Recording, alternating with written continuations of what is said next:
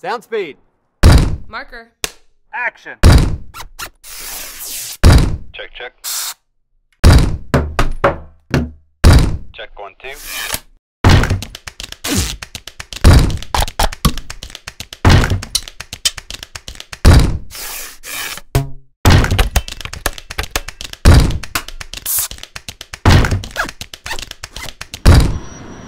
Son of a... Sound speed. Action.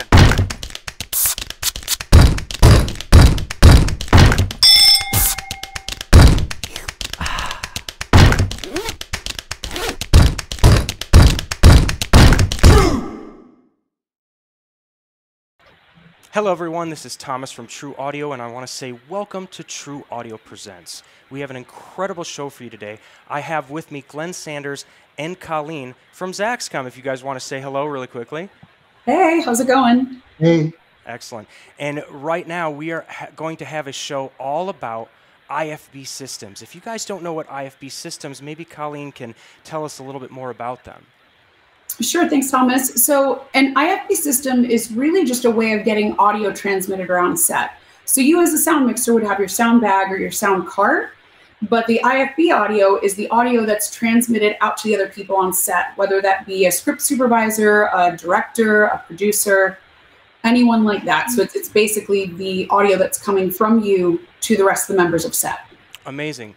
And in theory, you know, this IFB capability, it really hasn't changed for 30, 40 years. It's just been A to B, you know, it's been either analog or digital, you know, and in theory, you know, people have made advancements. Like, we don't want to like talk bad about anybody else, you know, there's been better circuitry and electronics and components that have, you know, made it sound maybe cleaner or transmit farther. But nobody's ever really thought about, you know, changing the way that it works and revolutionizing the way that IFB can perform. And so that's why, you know, at Zaxcom, we love to revolutionize. Yes, you do. Absolutely. Especially just like with all of the recorders that are behind me, you guys are always changing the game. And that's why I want to bring Glenn in today to talk a little bit more about the URX50. So Glenn, thank you so much for being here. Can you tell us a little bit more about this product and how the URX50 really changes the game? Well, thank you, Thomas. URX50 is something that came out of basically the development of the URX100. But what I really wanted to do was to just look at IFB in a totally new way. As you've said, IFB for many, many years was really just a way to get audio from one point to another point to multiple people. And for the most part, over those 30 years, the transmission medium has been analog audio. And analog audio for IFB, you know, has certainly been good enough to do the job. But, you know, Zaxcom specializes in digital transmission of audio. And in looking at what we could do, and looking at where we are in the 21st century, I just really wanted to take the IFB work that we have done in the past and really expand upon that, bringing into it many more aspects that I thought would make a lot of sense for the industry. So what we've come up with is not just an IFB system that is your traditional IFB, but something that utilizes all of the technology available to us. And when I say all of the technology, certainly digital transmission, the ability to transmit audio and control data from a single transmitter, the ability to integrate common things like cell phones and iPads and computers to remote control these receivers.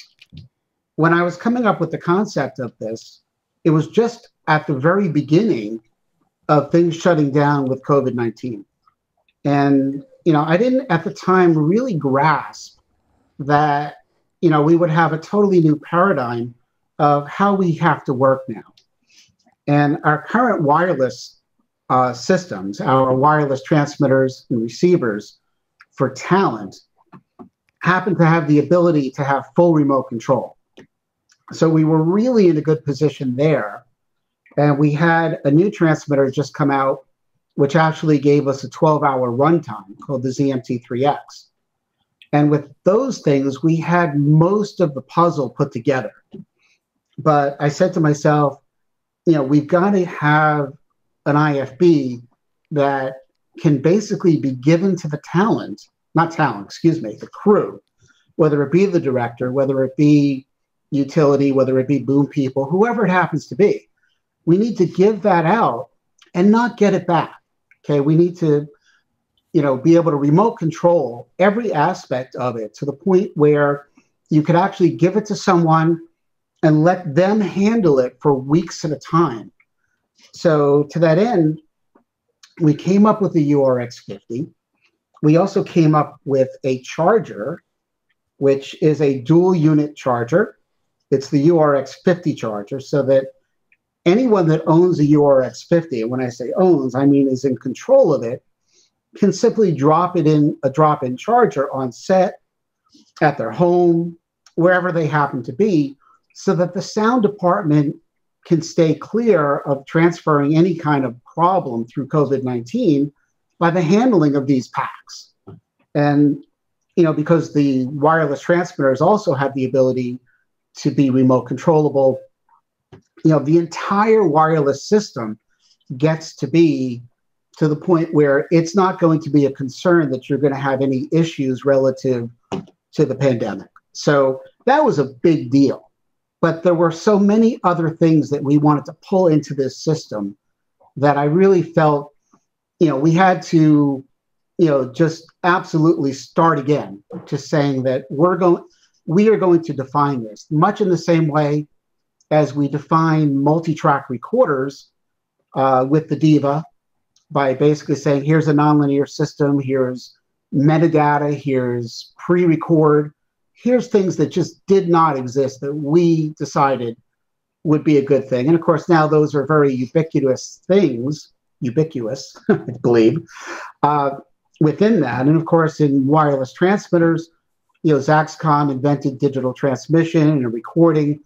So I wanted this to be much in the line of those very revolutionary product lines, so that people would say, okay, I get it. This is a new animal, and truly it is. So in talking about the aspects of this that I think are pretty revolutionary, first of all, they are encrypted so that no one can listen to what you're doing. That's not new for us, but we wanted to make sure it was here. If you go back to the previous slide, it shows the speaker function. Oops, stand by. Each URX50 has an internal speaker. And that internal speaker is used for two things.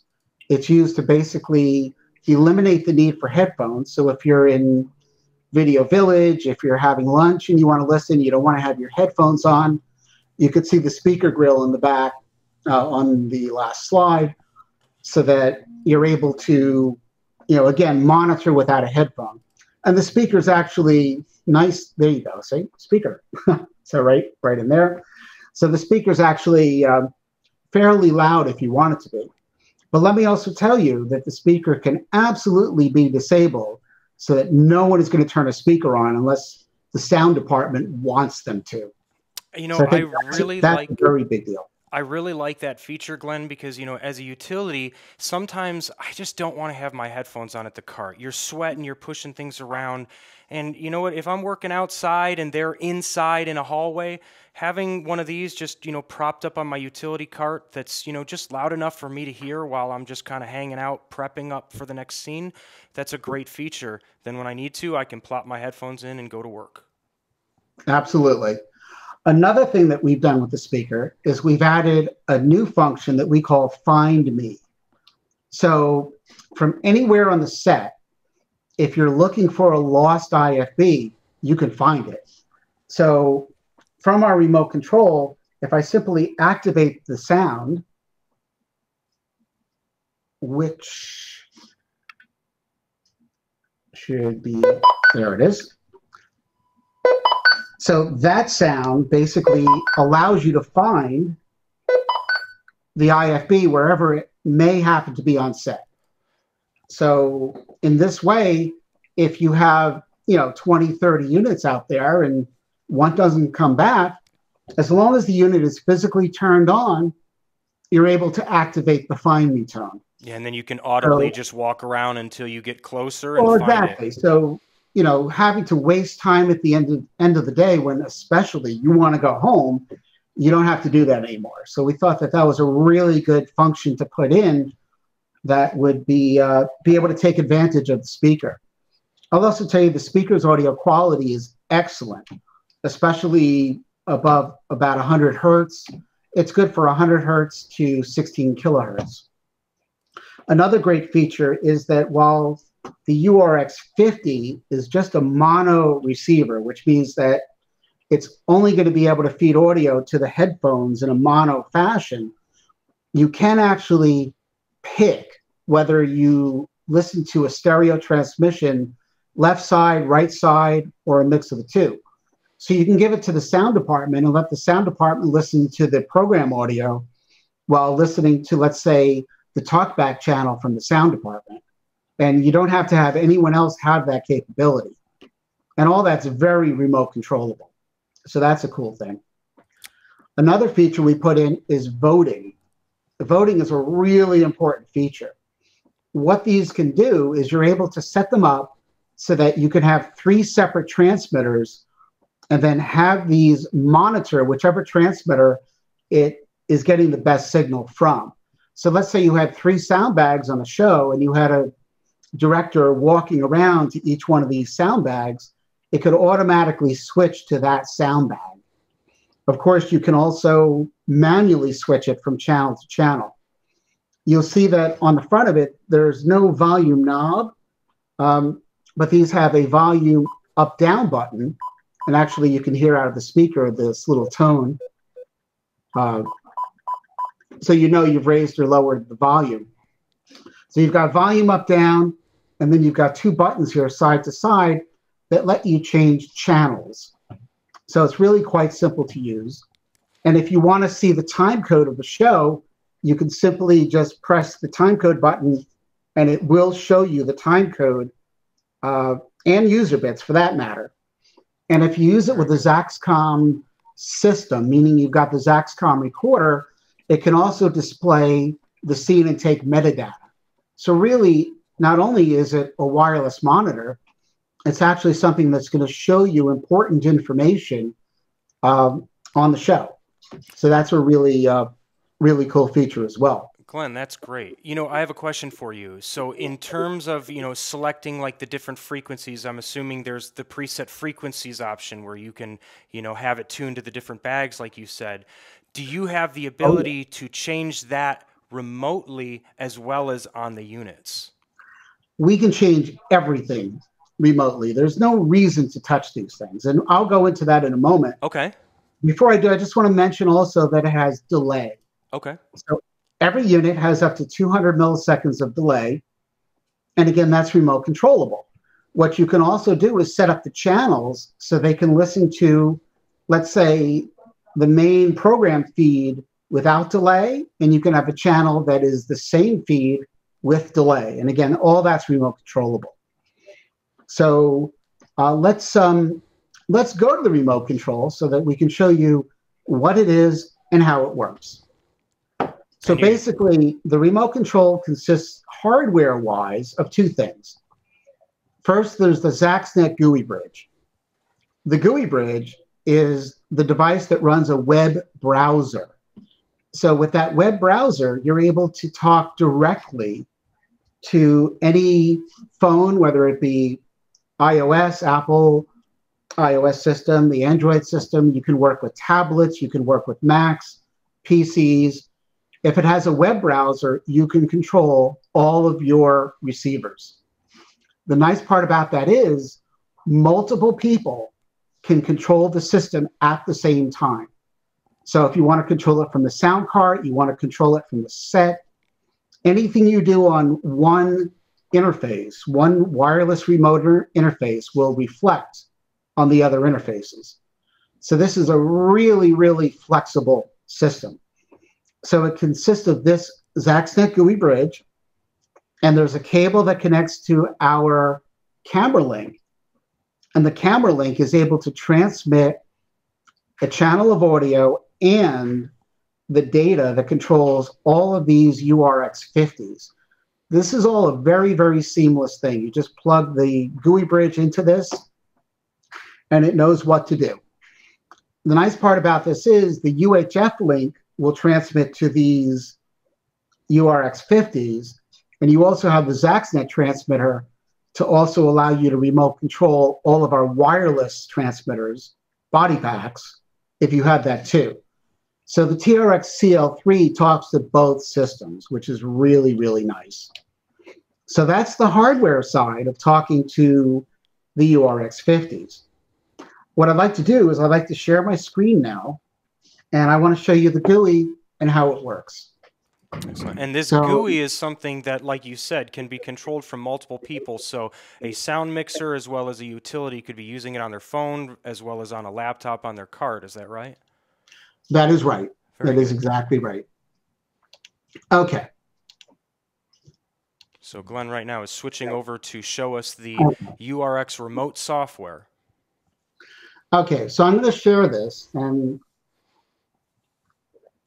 this icon that I'm going to now, this would be the URX settings. I can set a group of units that I want to control. I select the number of RX channels, meaning these are the numbers of frequencies that are available for any pack to receive. So you'll notice there are 8 of them. I've got 10 URX devices in my system. I've got a voting offset of 0.5 megahertz. This means if I'm going to vote from one channel to another, they need to be positioned 0.5 megahertz apart. I can certainly change this just by clicking on it. And if I want them to be 1 megahertz apart, now the voting offset is 1 megahertz. So you can choose this for the system. And up to 3 transmitters can vote as a group. Over here I have channel delay. And if I want the system channel delay to be, let's say, 90 milliseconds for video, 3 video frames, I can update that. And now this will be downloaded to every pack that is out in the field. Yeah, this is global settings, right? So this channel delay is for all of them that would be going out, correct? That is exactly right. Okay. It's showing me that I have a connection to the server, so I know that I have a system that is in fact working, which is good. So let me go first to the antenna symbol here. And what this antenna symbol shows me are all the transmitters. These are every frequency that is available in the system. It also shows me the name of the transmitter. So maybe this body pack would be assigned to Colleen. This would be my pack. This is your pack, Thomas. Maybe this would be a sound bag. And maybe I've got another feed here from the carts. And the reason that I have 2 on the same frequency is you may notice that delay is on this. So if I listen to channel 1, I'm going to have a delay that lets me listen to monitors. These are the 8 channels that we have in the system. And you're going to notice that channel 1 and channel 6 are the same frequency. The reason for this is that one channel is set with the delay on, another channel is set with no delay. So if I enable these channels to be received by a pack, then the user can determine whether he wants it with or without delay. I have other channels here that are set for voting. So if voting's on, channel 1, if the signal were to go away, would look to channel 7 and 8 if they were set for a 0.5 megahertz voting separation. It would know to go to those channels for voting. I could also come in and just simply turn voting off, and it then would know that it couldn't go to that channel, that this would just be a separate channel. So it's very easy to come here and change channels. If I wanted channel 5 simply to be a different frequency, I could just type on it, and maybe I want it to be 567.8, update that, and now every URX out there, its channel 5 would be changed to 567.8. That is amazing So- because that saves just so much time. That, you Oh, know, absolutely, Thomas. Because I as just you got know- ghosted because Yeah, as you know, if you've got 20 IFBs out there, it takes forever. I'm sorry? It takes forever. You gotta, get the things off. You gotta change the dials or go, even with the old ERXs, having to go in and change the settings. It's, it's something that just takes a lot of time, and it's time that we don't have on set. So it's amazing. It's great. Well, thank you. Yeah. No, especially if you have a lot of frequencies, because the interesting thing about this system, and I can talk about that a little bit later, is that you can receive any Zaxcom transmitter, whether it be the sound cart transmitter, bag transmitters, body pack transmitters. That's a big difference between this system and other systems, that there's no limitation that, you bought an IFB that can only listen to IFB sources. This listens to anything, which is certainly really cool. We need to talk about the audio quality before the day is done. Mm-hmm. We'll get back to that. So this headphone symbol here, this is the routing selector. So if you have a URX out there, like a URX 100 or URX 50, I'll go to URX 50, which basically, if you have a stereo transmitter source, you can decide whether the URX 50 is listening to the left side, right side, or a mix of both. And this is done on an individual URX basis. So maybe the director would only hear the left side, while maybe this first one here would only hear the right side, because maybe one is program audio, one is an intercom. However you want to set the system up. If you want to adjust all the URX 50s at once, you can say adjust all and set them for both, and away you go. And this is also where you enable or disable the speakers. So if the speaker is enabled versus disabled, you're now able to activate your own speaker and listen to the audio through that speaker. And again, you're doing this on an all basis or an individual basis. Now, Glenn, I have a question for you with this speaker enabling, because this is obviously like, I'm understanding this to be like the global control settings. This is where you can adjust everything as a whole. So if I'm enabling the speakers for all of these URX 50s, can somebody then, like, for example, URX 2, the director, go in and turn that speaker off manually himself? Absolutely, yes. Okay, very good. And then you would just see that change. It would happen relatively quickly as soon as the page refreshes?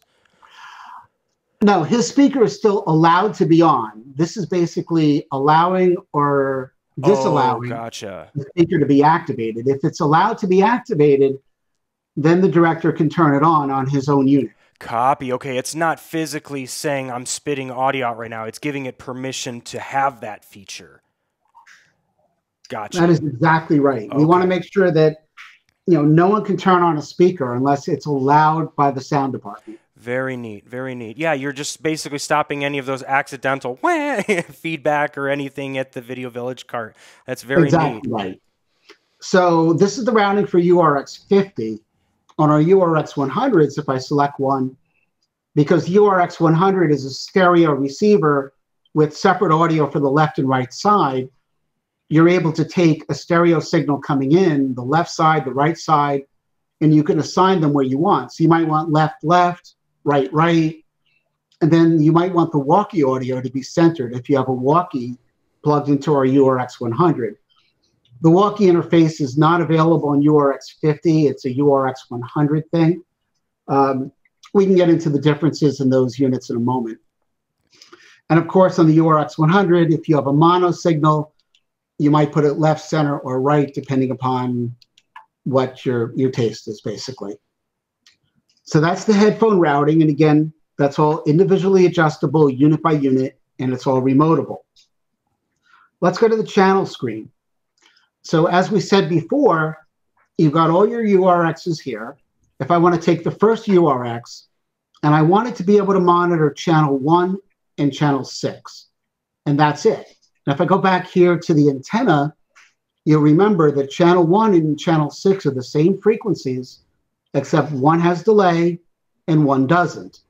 So if I come back here, you'll see that now the director, depending upon whether they were looking directly at live action or they were looking at a picture monitor can themselves easily just flip-flop between delayed and not delayed.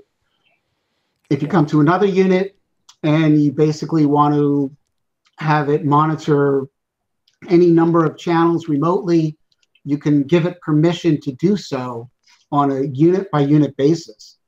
Maybe boom 1 here is listening to the program audio on 1 and the boom audio on channel 3. So he can swap back and forth between his own boom and the program channel. So again, you're giving different permissions to each one of these so that anyone can monitor what you want them to monitor. Yeah, Glenn, this excites me because there's so many things that you can do. Like the possibilities are endless. I'm even thinking like a script supervisor would want to have a mix and then have the boom 1 and boom 2. So if they want to have a private talk together, they can do that.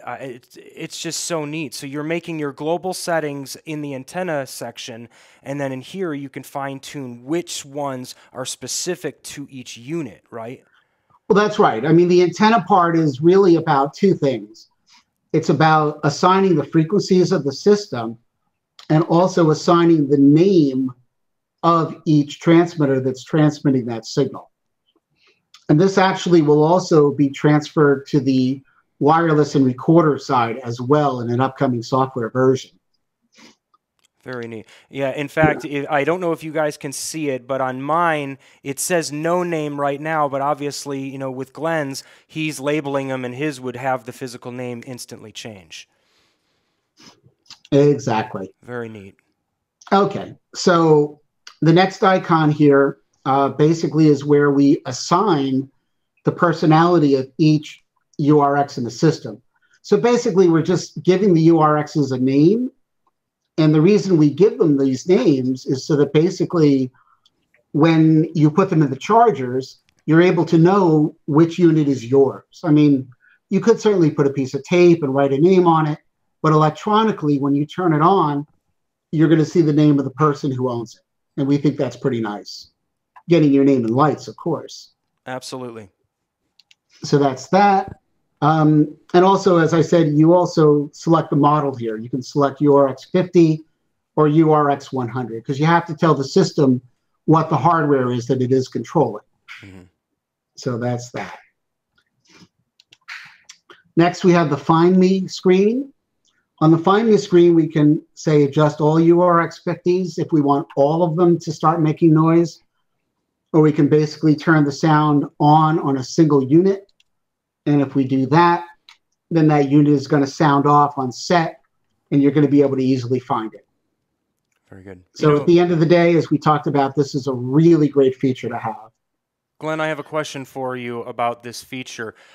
When it goes off, does it only come out of the back speaker, or does it also come out of the headphones? I'd be worried if somebody's like, you know, with that, scaring them if they still have their cans on. I think if they still have the cans on, it's probably not lost. But in any case, it only comes out of the speaker. Okay, very good. Yeah, just in case. Very good. Yeah. And in fact, if you have the speakers disabled, this will override that. Very good. Because you're not going to turn it on unless it's the end of the day. And, you know, basically you're just looking for the unit. Right, exactly. So you want to have the best chance of finding it. And if someone has their speaker turned off, you're not going to be able to find it. Okay, very good. So that's okay. So this is basically the extent of the GUI. The only other thing here is a little symbol showing that we're talking to the GUI computer through the basically Wi-Fi connection. And other than that, that's the GUI. So I'm going to stop sharing my screen so we can get back to a little live action. Glenn, props to your designer. That software just looks so clean. It's beautiful. It's very easy and intuitive. I think people are really going to like using it and, you know, playing around. That's the great thing is, again, we were talking about at the beginning of this True Audio Presents that IFB is A to B. Well, not anymore. It goes everywhere and anywhere, and you can label it, and you can assign things, and if somebody's confused, you can reroute the things to them. It's so versatile, just like all of the capabilities that you've been building over the past 10 or 15 years. It just goes along with that bar, you know, rising it again. So Incredible. Yeah. So I tell you what, what, if we could start talking a little bit more about the differences between the 50 and the 100, could you tell me a little bit more about why is this one so much more unique than the URX 100? Well, I think it's unique in different ways. If we look at URX 100, basically you can see on the right side of it, it's got a TA5 connector. And that TA5 connector is designed to output timecode, which the URX50 does not output empty timecode. So it'll do that. It'll plug into a walkie-talkie, giving you full communications capability. It'll output audio to the walkie. There's a microphone that's in a little lanyard that we have for both of these units, by the way. So you can output audio to the walkie, and then the walkie's receive audio comes back into the URX 100 and is mixed into the IFB feed any way you like it to be. You can remember that we had the walkie routing in the routing page. So, basically the main differences are URX 100, walkie interface, timecode output, stereo, 2-channel receive. URX 100 also has a detachable antenna. You can see on the URX 50, we've gone with a non-detachable steel cable style antenna, which is really rugged. Yeah, it's nice. It's one of those strong ones. Even now, I'm like trying to bend it, and it just goes right back to No, it'll come right back, and it's in there really solid. You're not gonna, if you try to rip it out, you won't. Yeah. So it's really, really good that way. I'd like to talk about the battery for a moment. I mean, the battery on these units is 3 AA batteries, and the battery life on rechargeable is approximately 10 hours. Wow. The one thing we didn't want to do here is we didn't want to design an IFB for any other purpose than production sound. If you look at traditional IFBs, the Comtech, which is a wonderful product, was not designed for our industry. It was designed for monitoring for people that needed assistance hearing. And our industry picked it up because the price was very good. The quality, was good to give to people because people aren't very careful with their IFBs. So we really wanted something that, would be a great, dare I say, replacement that would run for 10 hours. We can actually get longer time if you put them to sleep during lunch or you drop them in the charger. So the runtime was really important, and it was also really important that we go with the AA batteries. And of course, those are the charging contacts on the bottom. The Make sure charger you're using has rechargeable really good batteries. spring-loaded pins, which I don't think you can.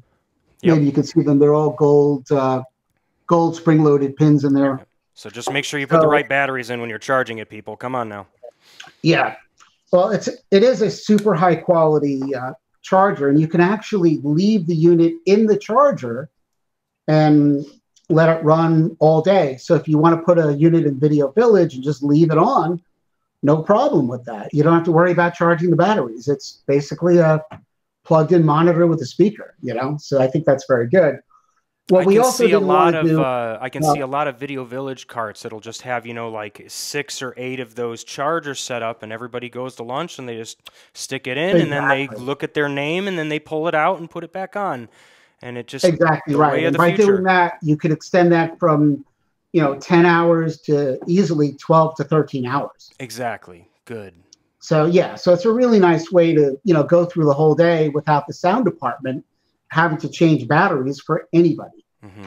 So we thought that was a pretty neat trick. But I love the fact that you still can take the batteries out. God forbid that it didn't get charged enough or whatever. You can just flop them out. So, exactly. best of both worlds. In a pinch, you come to set and you forgot to charge it. Yep. Throw in 3 new batteries and you're good to go for the day. Yep. Or a big day if you're working on like the Amazing Race and you're going to be going longer than 10 hours, throw some lithiums in and call it a day. The thing that I really didn't want to worry about was the size of the unit. I mean, obviously it had to be a reasonable size. And we know from the URX 100 that no one was complaining about the size. We feel that, if it's going to go on the crew, it really doesn't matter to make it very ultra tiny. we said we'd rather have the longer run time than a smaller pack. So we went with this. And again, it's not very large. If I do compare it against, if you go back to my camera, if you compare it against the transmitter, the URX, it's not URX, excuse me, ZMT3X, you can see the size difference. It's really, relatively speaking, especially for the crew, it's perfectly fine. Yeah. So, making the pack too small, I felt, if it was going to be a compromise, made no sense. So we weren't going to do that. Yeah. So I thought it was a pretty good deal. So Glenn, bouncing back to the URX50 and the URX100 for a minute, now that we know the differences of these two, if we're working on just like a normal television show, let's say, 6 or 8 actors and, I don't know, you got 5 or 10 people at Video Village, you got 2 boom ops, what do you think people would need? Do you need, 2 URXs for your crew and a bunch of URX50s, or, what would you want people to have like that complete system? Well, I would say the sound department would definitely want a URX 100 because it includes the walkie interface and because it's a true stereo monitor. Mm-hmm. So that makes perfect sense. For, a basic walk-around unit for any member of the crew, whether they be directors or whoever, or utilities or whoever. I mean, I think the URX50 is a perfect solution. And, we'll get into the pricing a little bit later, but I think that's, I think that's the way to go. The thing I want to point out about this system, because this is a difference between this system and every other IFB system that is in general use, meaning mostly analog systems. The audio quality on this is identical to that of every part of the system. Every Zaxcom transmitter, 20 hertz to 16 kilohertz. What you're going to get on the headphones of this is the same 20 hertz to 16 kilohertz. And this is also in stereo mode. You do not have any difference in the frequency bandwidth in stereo versus mono. It's 16 kilohertz. And basically, 16 kilohertz is far above anything that you would have come out of anyone's mouth. So, it's got really good audio, and that's always been our resolution, and it's been quite good. But there's no degradation to the sound because the digital transmission is basically just absolutely transparent, crystal clear between the IFB and its transmitter. And of course, it's digital modulation on our regular transmitters to their receivers. So anyone monitoring audio hears exactly the same thing that is recorded in the production sound recorder. And I think that's a huge difference to any system that's come before. Well, it's definitely going to take people and set them apart from people that just don't take IFB as seriously. And I say that lightly, but when I've worked with people and they just hear quality differences in IFB, maybe just because it was calibrated better or maybe because I was using Zaxcom. But the idea is that they literally go, why does this sound so much better? And that's what you want your clients to do. You want them to just be impressed, because then when they go somewhere else, they know right to who come back to. They're going to come right back to you and your quality. So, well, that's right. And I think if you look at where this all starts from, people have commented, I read something online even this week, that the sound quality of the Zaxcom system, the wireless system, because it is a direct digital system. We've always had digital modulation. There's only one A to D conversion in the system and one D to A conversion in the system. That's it. You've got no other conversions. So you've got a level of audio quality in the direct digital transmission between the microphone on the actor, the recorder, and now the IFB that someone is monitoring. So there's no guessing at, did I really hear what I thought I heard? Is it different on the recorder? No, it's no different. It can't be different. And also something that we learned about the IFB 100, and this is really one of the main decisions that I used to make the URX 50. One of the main decisions was how good was the range? How good is this system? And what we have found is with the directional antenna, running, simply 75 milliwatts, we're able to cover 1,000 feet. I mean, It's a diversity receiver. It's an antenna diversity receiver. The range is really, really terrific. The URX 100 has a frequency range of 512 to 698. And what was it? What was it on the URX 50, Colleen? The There's URX two 50 ranges, comes right? in a low and a high, and the low is 500 to 638, and the high band starts at 542 and it goes up to 698. So when you're ordering on URX 50, you have to pick whether you want the low range or the high range. URX 100, it covers the whole thing. Very good. And when you were doing these tests, Glenn, with like the range and things, I'm assuming that you were using a TRX CL3 in these examples? Not always. I mean, while I did, I actually used the 3X quite a bit, which is 75 milliwatts. Actually, the TRX CL3, that goes up to 125, so that would extend the range a bit more. So, 500 feet is really, really easy to get. Mm-hmm. I mean, people have, customers have said regarding the URX 100, how surprised they were that the range was just amazing. It's very, very good with dropouts. I mean, they're very tough to get. So yeah, it's got really, really good coverage, and we were able to replicate that in the URX 50. And the tests we did, and from what some of our beta testers have been telling us, is they're getting identical range between the systems, and that's fantastic. Incredible, incredible. Guys, a great system that is truly going to revolutionize the way that we use IFB on set. I mean, you're just basically giving people the keys to route and put things anywhere they need to. I mean, it unlocks the gates. The sky's the limit at this point. Well, look, I have to point something out, because a lot of times people have a misconception about Zaxcom gear and the quote-unquote Zaxcom ecosystem. Right. When you're looking at our recorders, our wireless transmitters, and our IFB, each one of these products stands alone. If you look at the feature sets, the audio quality, transmission reliability, you can buy our IFB and use it with anyone's recorder, anyone's wireless, and get all these great features. Of course, if you have Zaxcom recorders and Zaxcom wireless, it's even better. But, in just looking at the capability of existing systems and what you get just by buying the IFB, it is certainly a very, very beneficial system. And if you add in there the COVID aspect of keeping everything nice and clean and changing the paradigm of how you work and how you give out hardware and how you have to clean hardware, dare I say, this is a game changer. And a new, it's a new animal, as I said in the beginning. And I really feel that we have something very unique and special. And I really hope that people, not just current Zaxcom customers, but everyone looks at it and decides that it's something they should have.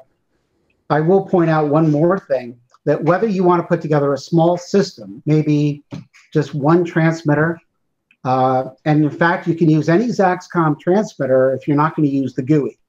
If you're going to use the GUI, you've got to have the camera link.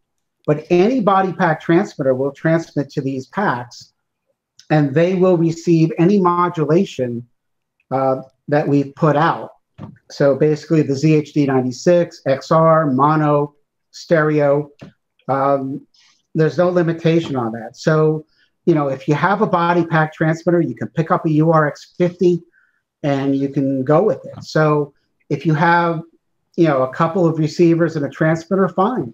If you have a show that you need 50 monitor receivers for, that's fine too. You can set them up so that you have multiple bags transmitting. You can have people monitoring those different bags and totally configure the system on the fly.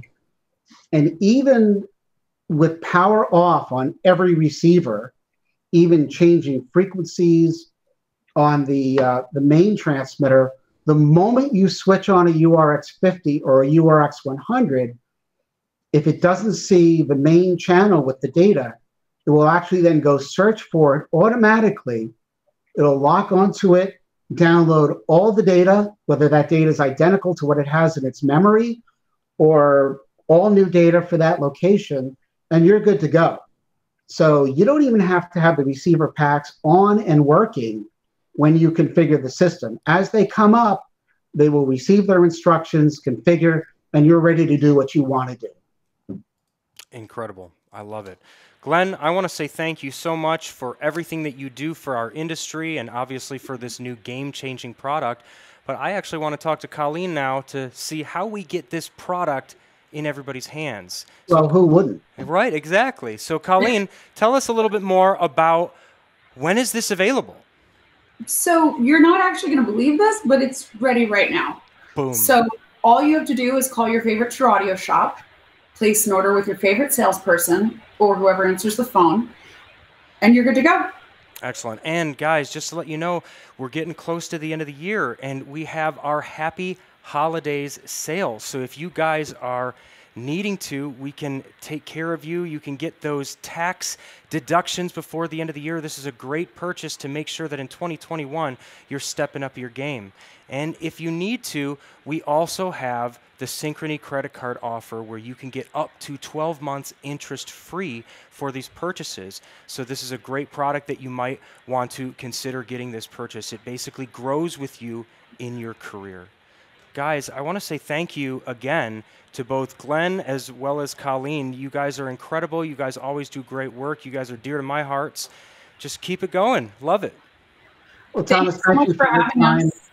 We really appreciate it. And, you know, I think it's going to be a great year. And, you know, this has been a wonderful venue. Thank you very much. Absolutely. Absolutely. And Colleen, we want to say goodbye and happy holidays to you. Hopefully Santa put some Christmas presents under that tree for you. I hope so. Thank you. Colleen, can I have a Christmas tree for my office next year? Please. Awesome. All right, everyone. Well, I want to say thank you once again to Glenn Sanders and Colleen from Zaxcom. And we want to wish you a very happy holidays here from Trew Audio. We'll see you guys in the new year. We'll talk to you soon. Take care.